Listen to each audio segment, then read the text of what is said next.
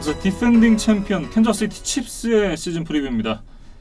제 54회 슈퍼볼 우승을 차지하면서 50년간의 이 해묵은 한을 푸는 데 성공한 캔자스시티 칩스가 되겠는데요.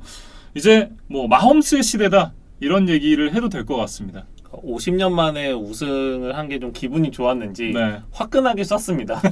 그래서 지금 패트릭 마홈스, 트래비스 켈시, 크리스 존스까지 이제 팀의 각 부분의 주요 선수들에게 이제 엄청난 규모의 이제 돈을 안겨줬습니다. 예, 특히나 이제 패트릭 마홈스는 굉장히 천문학적인 돈을 벌게 됐는데 이 계약이 역대 북미에서 이루어진 스포츠 계약 중에 가장 큰 금액이라고 하죠. 그러니까 10년 최대 5억 달러가 넘는 계약이니까 뭐 이제 돈 액수만 들어도 이제 뭐 와 소리가 나오는 이제 그런 계약을 했고 네. 저희가 이 계약에 대해서는 좀 특집 영상으로 이제 따로 다룬 바가 있어요. 예. 그래서 혹시 그 영상을 못 보신 분들이 계시다면 한번 찾아봐 주시면 뭐 저희가 재밌는 이야기들을 좀 많이 했습니다. 네. 그 이후에 이제 영상을 찍고 난 이후에 또 새로 재밌는 소식이 나왔었는데 캔자스시티 로열스의 이 주식을 샀다 그러죠. 그러면서 이제 이 공동 구단주가 됐습니다. 그러니까 마홈스가 사실 야구 선수로서도 이제 굉장히 빠른 공을 던지는 투수였잖아요. 예.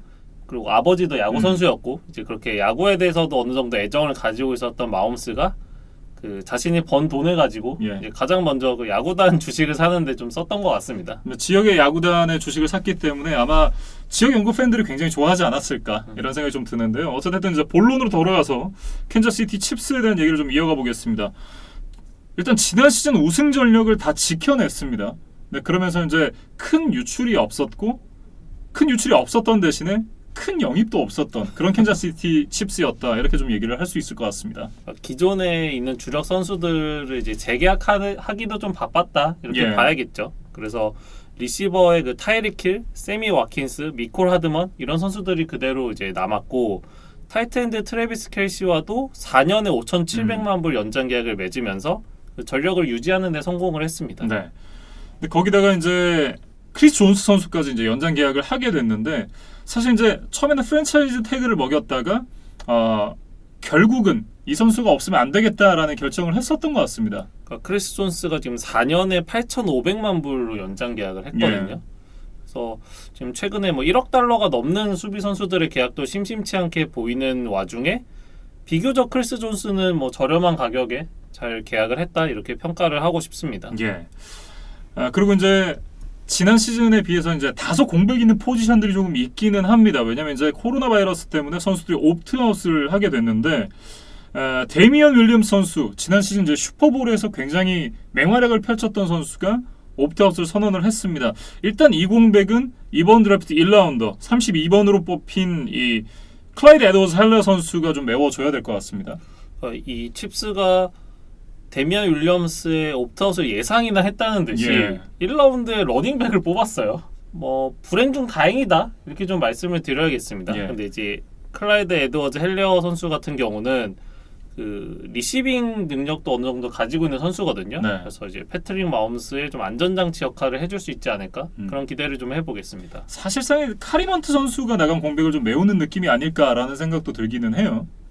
뭐 어쨌든 이제 클라이드 에드워즈 헬러 선수의 어깨가 좀 무거운 상황이 됐습니다.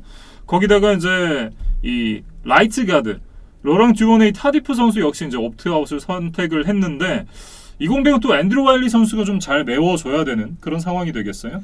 그리고 이색적이게도 3라운드에 뽑은 오펜시브 태클 신인 루카스 니앙도 지금 코로나 옵트아웃을 선언을 했거든요. 네. 그러니까 신인 선수가 옵트아웃을 하는 건 또 굉장히 특이한 일입니다. 예. 근데 뭐 저희 팀에는 은퇴를 선언한 선수도 있기 때문에 이 루카스 니앙 선수까지 3명의 선수가 이탈을 하게 된 캔자스시티 칩스가 되겠고요. 거기다가 이제 코너백 바시오드 브릴랜드 선수가 금지 약물 복용을 하면서 이제 첫 4경기 출장 정지를 먹게 됐습니다. 근데 이 첫 4경기가 특히 뼈아픈 점이 뭐냐면 예. 칩스가 개막전 휴스턴 그리고 볼티모어와 2주차의 경기가 있거든요. 예. 그래서 이런 그 컨퍼런스 우승을 다툴 수 있을 만한 강팀과의 경기에서 이 바시아드 브릴랜드가 없다. 이게 이제 굉장히 칩스로서는 좀 아쉬운 점이 되겠습니다. 예. 다만 이제 세컨더리에서 한 가지 좀 다행스러운 부분은 지난 12월 말에 이제 십자인대 부상을 당했었던 후안 소닐 선수가 굉장히 빠르게 회복을 해서 지금 이제 복귀를 한다고 해요. 이번 오프시즌에 켄달 풀러가 워싱턴으로 돌아갔기 때문에 이 소닐 선수의 회복 소식은 칩스 팬들에게는 좀 가슴을 쓸어내릴 만한 그런 뉴스가 되겠습니다. 네. 말씀해 주셨던 이제 켄달 풀러 선수를 제외하고는 사실상 이제 선수단에 유출이 없었던 캔자스시티 칩스였고, 그러면서 더욱 고무적인 부분은 이 앤디 리드 감독과 함께 코칭 스태프들 역시도 모두 다 지켜냈습니다. 그러면서 지난 시즌 우승 전력을 올해도 그대로 사실상 이어가게 됐다라고 봐야 될 것 같은데, 그러면 올해도 지구 우승이 목표가 아니라 결국은 이제 슈퍼볼을 노릴 수 있는 그런 전력을 그대로 갖고 가는 칩스다, 이렇게 봐야겠습니다.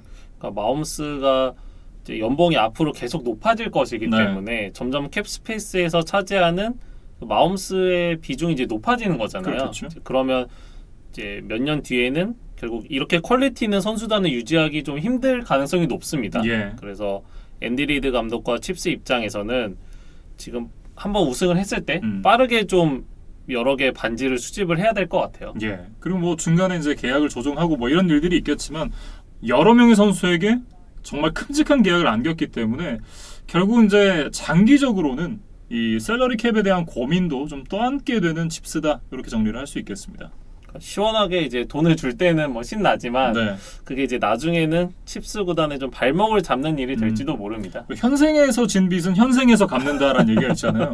아마 칩스가 이 굉장히 좀 값비싼 대가를 나중에 치러야 되지 않을까라는 생각을 좀 하게 만들지만, 어쨌든 이번 시즌은 달려볼 만한 전력이다, 여전히 슈퍼볼 우승을 노릴 수 있는 전력이다, 이렇게 정리를 해야겠습니다. 마지막으로 이제 칩스의 키 플레이어를 한 명만 좀 꼽아보자면 예. 그 앞서 김민준 아나운서가 칩스가 우승 전력을 유지를 했다고 말씀을 해주셨어요. 예. 그런데 그 전력 중에서 유지를 해서는 안 되는 포지션이 라인베커거든요. 예. 라인베커지는 사실 좀 허술했던 칩스였습니다. 예. 근데 이번 드래프트에서 윌리 게이라는 선수를 뽑았어요.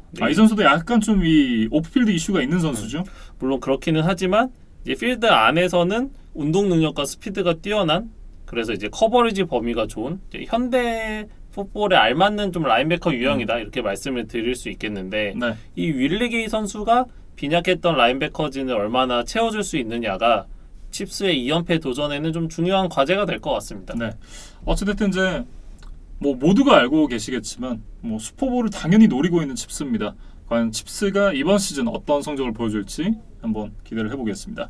이렇게 이제 캔자스시티 칩스까지 얘기를 나눠봤습니다. 이렇게 AFC 서부지구에 있는 네 팀에 대한 프리뷰를 모두 해봤고요. 다음은 AFC 남부지구로 건너가 보겠습니다.